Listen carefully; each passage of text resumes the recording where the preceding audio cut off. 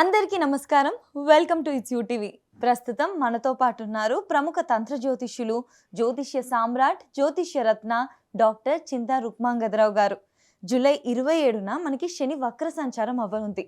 మరి దీనివల్ల ద్వాదశ రాశుల వారికి కూడా ఎటువంటి ప్రభావం కలగనుంది, ఎవరికి చాలా మంచి జరగబోతుంది, ఎవరు ఎటువంటి జాగ్రత్తలు తీసుకోవాలి, పరిహారాలు ఏంటి, ఇవన్నీ కూడా గురుగారితో మాట్లాడి వివరంగా తెలుసుకునే ప్రయత్నం చేద్దాం. అంతకంటే ముందు ఇటువంటి ఆధ్యాత్మికపరమైన వీడియోస్ కోసం ఇప్పుడే మన ఛానల్ని సబ్స్క్రైబ్ చేసుకోండి. నమస్కారం గురుగారు. మాతృదేవోభవ, పితృదేవోభవ, ఆచార్య దేవోభవ. ఓం నమో మాందీశ్వరాయ నమః. అందరూ బాగుండాలి, అందరికీ మంచి జరగాలి. గురుగారు, తులారాశి వారికి ఈ శని వక్ర సంచారం వల్ల ఎటువంటి ఫలితాలు కలగబోతున్నాయి? తులారాశి అంటే శనేశ్వరుడు అత్యంత ఇష్టమైన రాశి తులారాశి. ఎందుకంటే ఈయన చతుర్థాధిపతి, పంచమాధిపతి తులారాశికి. తులారాశిలో శనేశ్వరుడు వచ్చేస్తే పొందుతాడు. ఈ రాశి అంటే శనేశ్వరుడు చాలా ఇష్టమైన స్థానం కాబట్టి అక్కడ వచ్చేకాడికి చాలా సంతోషంగా ఉంటాడు ఆయన. ఎప్పుడు శనేశ్వరుడు తులారాశిలోకి వస్తాడో అప్పుడు ఆయన గెస్ట్ హౌస్కి వచ్చినట్టు, పర్సనల్ గెస్ట్ హౌస్కి వచ్చినట్టు, ఇంట్లో కన్నా సంతోషంగా ఉంటాడు. ఈ రాశి వాళ్ళకు అత్యంత రాజయోగ కారకుడు. తుల అంటేనే మనకు కోర్టు సూచిస్తుంది. కోర్టు, జడ్జి, ధర్మదేవత. ధర్మదేవత చేతో త్రాసు ఉంటుంది కదా, నల్ల గుడ్డ కట్టుంటారు శనేశ్వరుడే, నల్ల ధర్మదేవతకు. జడ్జి గారు నల్ల కోట్ వేసుకుంటారు, లాయర్లు నల్ల కోట్ వేసుకుని వాదిస్తారు. కోర్టు మొత్తం శనేశ్వరుడు యొక్క ఆధీనంలో కోర్టు ఉంటుంది. అంటే ఇక్కడ మీనింగ్ ఏమంటే నవగ్రహాల్లో జడ్జి అనేటువంటి గ్రహమే శనేశ్వరుడు. ఈయన ధర్మదేవత. ఇది అనుకోని పెట్టినారా, అనుకోకుండా కాదు, అది కాలక్రమేణా అలా వచ్చింది. ఈయన జడ్జి, ఈయన ధర్మదేవత కాబట్టి కోర్టు మొత్తం తీర్పులంతా కూడా ఈయన దీంట్లో ఉంటాడు. అందుకే ఈయన స్ట్రిక్ట్గా ఉంటాడు. తులారాశిలోనే వచ్చేసి పొందుతాడు కాబట్టి ఆటోమేటిక్గా వీళ్ళకు అనుకూలమైన గ్రహమే. 6వ ఇంట్లో దిగ్బలాన్ని పొందున్నాడు. వక్రించినా కానీ 4వ స్థానం చూస్తాడు. ఇప్పుడు గృహ వాహన యోగం ఉంది వీళ్ళకు. గృహ వాహన యోగము, గృహంలో శుభకార్యాలు జరగడము, వీళ్ళకు శని వక్రం అయితే వీళ్ళ ఇంట్లో వాళ్ళకి మంచి జరగడము, వీళ్ళ గ్రామంలో వెలుగు పెరగడము. 4వ స్థానం అంటే మీ సొంత గ్రామం అని అర్థం. ఇవన్నీ జరుగుతాయి. కాబట్టి శనేశ్వరుడు వీళ్ళకు 4వ స్థానం చూస్తున్నాడు కాబట్టి తులారాశి వాళ్ళకు ఆ 4వ స్థానం యొక్క ప్రభావాలు మొత్తం చదువులో ముందుకెళ్ళడము. 4వ స్థానం విద్యాస్థానం కాబట్టి దానికి సంబంధించినవన్నీ భూములు అభివృద్ధి చెందడము, లేదు భూముల్లో ఏదైనా పనులుంటే కంచె వేయించడము, గృహ నిర్మాణాలు ఆల్టరేషన్ చేయించడము, కారు ఉంటే పాత కారు ఉంటే దాన్ని రిపేర్ చేయించడము, 4వ స్థానం వాహనం, ఇవన్నీ చేపిస్తాడు. ఇవన్నీ జరుగుతాయి. ఇన్ని రోజులు చేయలేకపోయాను, ఈ కారు ఎప్పుడు చేపిద్దాం, ఇప్పుడు అయింది, నాకు టైం వచ్చింది అంటారంటే ఈ శని ఇప్పుడు చూస్తున్నాడు కాబట్టి. ఇంటి పని ఎత్తుకున్నానంటే నా వల్ల కానేలేదు, డబ్బు ఉన్నప్పుడే చేయలేకపోయినాను, కానీ డబ్బు ఉన్నా లేకపోయినా ఇప్పుడు చేయగలుగుతున్నాను అంటారు. శని 4వ ఇంటి చూస్తున్నాడు కాబట్టి. ఆరోగ్యం గురుగారు? ఆరోగ్యం బాగానే ఉంటుంది. తులారాశి వాళ్ళకి ఎందుకు ఆరోగ్యం బాగుంటుంది అంటే రాశిలోనే స్వాతి నక్షత్రం ఉంది. స్వాతి నక్షత్రం రాహుది. రాహు ఎటువంటి గ్రహం అంటే ఇంకా అసాధారణమైన శక్తి కలిగిన వాడు రాహు. అది 4 పాదాలతో పూర్ణంగా ఉంది. ఎన్ని వచ్చినా వీళ్ళు అన్ని ప్రపంచంలో అన్ని బాధలు చూస్తే వీళ్ళు మాత్రం ఏం కారు. అది అక్కడ అట్టయిందంట, ఇట్లయిందంట. రాశాధిపతి శుక్రుడు మృత సంజీవిని విద్య తెలిసినవాడు. రాహువు మించిన మాయాజల గ్రహం ఈ ప్రపంచం లేదు. ఇంద్ర మహేంద్ర జలాలు మొత్తం రాహువే. శ్రీ మహావిష్ణువుని ఏమార్చి అమృతం తాగాడు కదా, విష్ణుమాయన ఎవరు అధిగమించలేరు, ఈయన అధిగమించాడు. కాబట్టి తులారాశి వాళ్ళకు ఆరోగ్యపరంగా ఎటువంటి సమస్య లేదు. వస్తే కూడా వీళ్ళు అనారోగ్యాలు ఎంజాయ్ చేస్తారు. వ్యక్తిగత జాతకంలో ఏదైనా గ్రహాలు డ్యామేజ్ అయ్యండి, ఏదైనా అనారోగ్యం రావచ్చేమో, కానీ జనరల్గా తీసుకుని తులారాశి వాళ్ళకు ఆరోగ్య సమస్య అయితే ఎప్పుడు రావు. వచ్చినా ఏదో చెప్పుకోవడానికి వస్తాయి, పోతూ ఉంటాయి. అంటే ఈ శని వక్ర సంచారం వల్ల గురుగారు బాగా బెనిఫిట్ అయ్యేది తులారాశి, వృషభ రాశి, కన్యారాశి. వీళ్ళు ఎటువంటి పరిహారాలు చేసుకోవాలి గురుగారు తులారాశి వాళ్ళు? తులారాశి వాళ్ళు ఎటువంటి పరిహారాలు చేసుకోవచ్చు అంటే కాళీ ఆరాధన చేయొచ్చు. కాళికాదేవుడు నలుపుగానే ఉంటుంది. అదేవిధంగా వీళ్ళు చేసుకుంటే జనరల్గానే ప్రతి రాశికి కాలభైరవ ఆరాధన అనేది చెప్పాము. కాలభైరవుడు అన్ని రాశులు అంటే కాల పురుషుడు అని అర్థం. కాలభైరవుడు అంటే ఈ కాలాన్ని ముందుకు నడిపేవాడు, వెనక్కి నడిపేవాడు, మధ్యలో ఆపేవాడు. ఆయనే శనేశ్వరుడు గురువు అయినాడు కాబట్టి కాలభైరవ ఆరాధన జాతకాలతో సంబంధం లేకుండా ప్రతి ఒక్కరు చేసుకోవాలి. చేసుకుంటూ వీధి కుక్కలు ఫుడ్ పెట్టాలి. వీధి కుక్కలకు అంటే అవి ఎవరు పెట్టినా పెట్టకపోయినా వాటి ఫుడ్ అవి వెతుక్కుంటూ ఉంటాయి, ఎవరైనా పెడితే తీసుకుంటాయి, డ్యూటీలు చేస్తూ ఉంటాయి. ఒకప్పుడు ప్రాచీన కాలంలో గ్రామాలను కాపాడింది పోలీసుల కుక్కలే. కాబట్టి ఈరోజు అమెరికాలో చూస్తే ఇంటికి ఒక కుక్క ఉంటుంది. అక్కడ కుక్కలకు అందాల పోటీలు పెడతారు, తెలివితేటలకు పోటీ పెడతారు, పరుగు పందాలు పెడతారు. ఆ కుక్కను కానీ ఏమైనా టార్చర్ పెట్టినట్టు కానీ తెలిస్తే నాన్ బెయిలబుల్ సెక్షన్ ఉంది అక్కడ. అవునవును. కాబట్టి ప్రపంచానికి పోలీస్ అయినారు వాళ్ళు. వాళ్ళకి తెలుసో తెలియకో కుక్కలను బాగా ఆదరిస్తున్నారు. అదే కుక్కలను చైనా వాళ్ళు తింటున్నారు. వాళ్ళు ప్రపంచంతో ద్వేషించబడుతున్నారు. ఏ వైరస్ వచ్చినా అక్కడే వస్తూ ఉంది.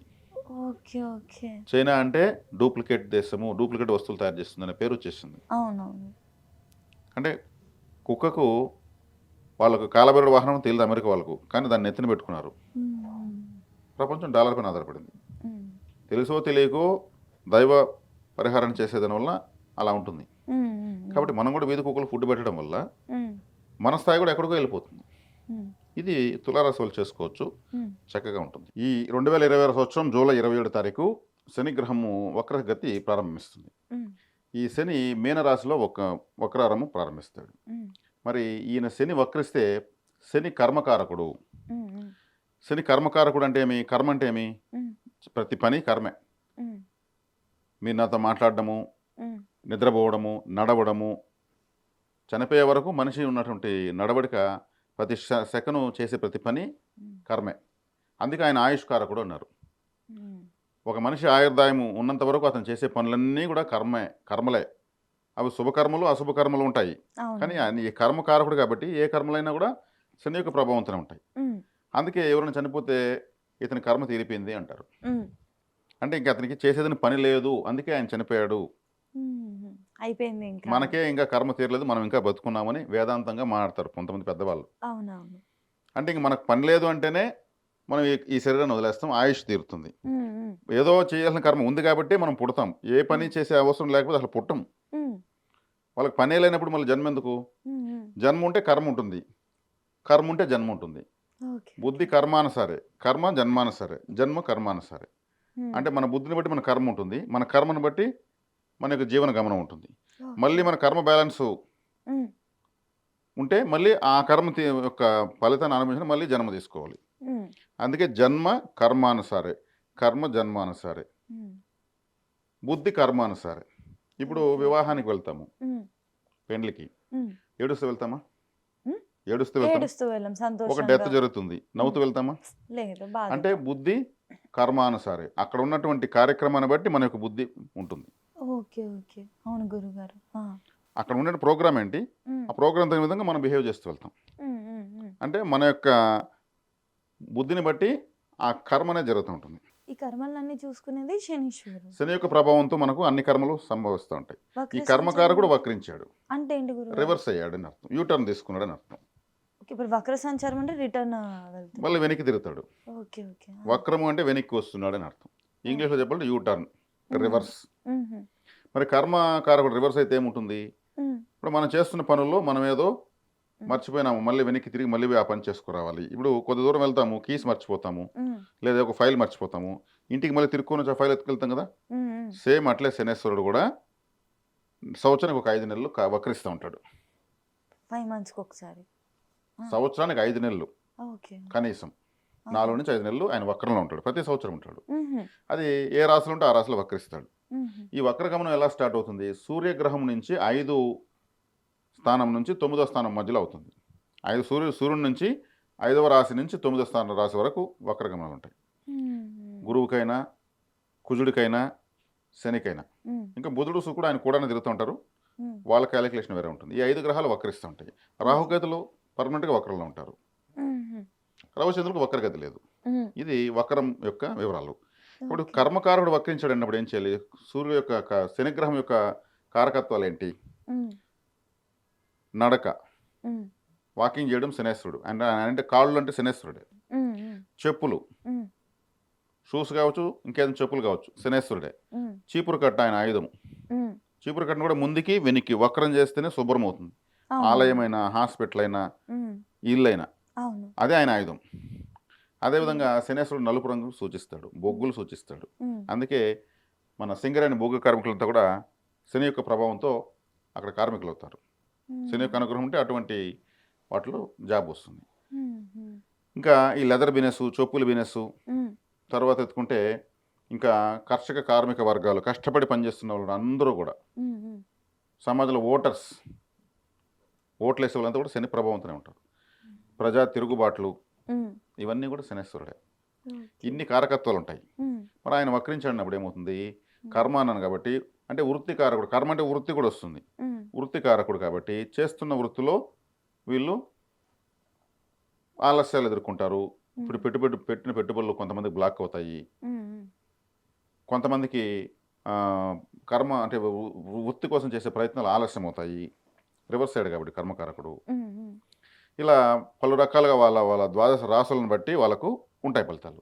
కొంతమంది బై బర్త్ పుట్టినప్పుడు 1970లోనో 80లోనో 90లోనో 2000 సంవత్సరంలో ఎంతోమంది పుడతారు కదా, ప్రతి సెకండ్ పుడుతుంటారు. వాళ్ళు పుట్టినప్పుడు శని వక్రంగా ఉన్నప్పుడు పుట్టుంటే, ఇప్పుడు శని వక్రించాడు కదా, ఇప్పుడు బాగుంటుంది వాళ్ళకు. ఆపోజిట్ ఉంటుంది. అంటే వక్రంగా ఉన్నప్పుడు పుట్టిన వాళ్ళకు శని ప్రతి సంవత్సరం 5 నెలలు వక్రిస్తాడు కాబట్టి 5 నెలలు బాగుంటుంది. వాళ్ళ పుట్టిన జాతకంలోనే వక్రంగా ఉన్నాడు. ఇప్పుడు మ్యాథమెటిక్స్లో మైనస్ ఏమవుతుంది? ప్లస్. ఇక్కడ వాళ్ళు పుట్టినప్పుడు వక్రంగా ఉన్నాడు, ఇప్పుడు గోచరంలో వక్రంగా వచ్చాడు. వక్రం ఏమవుతుంది? సక్రం అవుతుంది. కాబట్టి ఇక్కడ వక్రమైతే అంతా చెడు జరిగిపోతుంది కదా. శనేశ్వరుడు ఎప్పుడు చెడు చేయడు. మర్చిపోయిన దాన్ని మళ్ళీ గుర్తు చేస్తాడు, నేర్పిస్తాడు. ఒక కౌన్సిలర్ అయినా, ఒక ట్రైనరు, ఒక జీవితాన్ని ఇచ్చేటువంటి గ్రహం. గ్రహాలన్నీ జీతం ఇస్తాయి. శనేశ్వరుడు ఒక్కడే జీవితాన్ని ఇస్తాడు. జీతాన్ని ఆయన ఇవ్వడు. అందుకే భయపడిపోతారు ఆయన అంటే. జీతం తాత్కాలికమైనది, జీవితం శాశ్వతమైనది. కాబట్టి శాశ్వతమైనదే ఇస్తాడు. అందుకే కలిగించే దాంట్లో శనేశ్వరుడు అంతటి వాడు లేడు. కష్టపెట్టే దాంట్లో ఆయన మించిన వారు లేరు. కష్టపడాలంటే ఎవరికైనా భయము, సుఖమే కావాలనుకుంటారు. కాబట్టి ఆ సుఖము ఎలా వస్తుంది? కష్టే పలి. No pain no gain. Flyover ఇలా అనుకుంటే ఇలా అంటే అయిపోతుందా? మనం కష్టపడి వేస్తే ఫ్లైఓవర్ ఇట్లా పోయేది, ఇట్లా దాటేస్తాం. ప్రతి ఒక్కరి జీవితానికి ఒక ఫ్లైఓవర్ వేయాలంటే ఆయన వేస్తాడు. మిగిలిన గ్రహాలు ఏమరుస్తాయి. నీకు ఇట్లే ఉంటుంది లైఫ్ అంతా, ఎంజాయ్ చేసుకో అనేసి డబ్బులు అనవసరం పోతాయి. అప్పుడు శనేశ్వరుడు వచ్చి, డబ్బు ఉంటే నీ విలువ ఎంత, డబ్బు లేకపోతే నీ విలువేంటి, నీ భార్య దగ్గర నీ విలువెంత, నీ పిల్లల దగ్గర నీ విలువెంత, నీ స్నేహితులు నీతో ఎలా ఉంటారు, డబ్బులుంటే ఎలా ఉంటారు, లేకపోతే ఎలా ఉంటారు, అవమానం అంటే ఏమిటి, ఆకలి అంటే ఏమిటి, దౌర్భాగ్యం అంటే ఏమిటి, దారిద్ర్యం అంటే ఏమిటి, నష్టం ఎలా ఉంటుంది, కష్టం ఎలా ఉంటుంది, సుఖం ఎలా ఉంటుంది, మొత్తం నేర్పిస్తాడు ఆయన. అప్పుడు బాధలు కలుగుతాయి. ఇవంతా మామూలు ట్రైనింగ్ కాదు.